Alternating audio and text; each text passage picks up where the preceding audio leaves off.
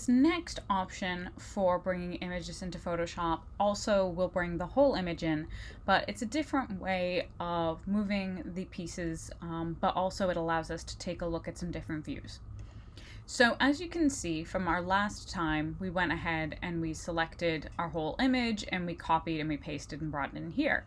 Now I'm navigating between all of these different images as tabs up at the top of my window.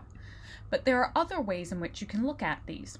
So if you go to Window and go to Arrange, you'll see a whole list of ways in which you can have these windows shown to you. Now you'll notice I have 3 images open, so it doesn't allow me to see 4 up and 6 up. But if I change to one of these other views, like 3 up stacked, you can see that now I can actually see all of the images together in one view.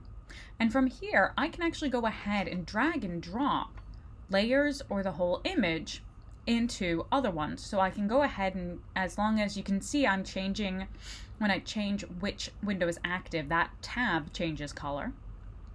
So now I'm in the vegetables and I want to drag and drop that whole thing into my poster. So you can see that whole thing has shown up in here, and I've got everything in there. And I'm going to go over to my paper. I'm going to do the same thing and just drag and drop it in.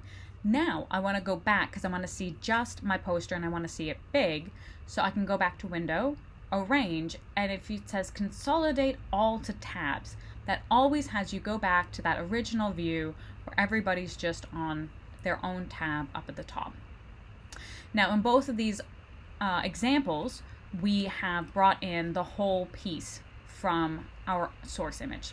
In the case of the vegetables, as I mentioned, we don't actually need all of them, and it's maybe a bit more data than we want. So in the next example, I'm going to show you how you can pull out part of an image in order to bring that in.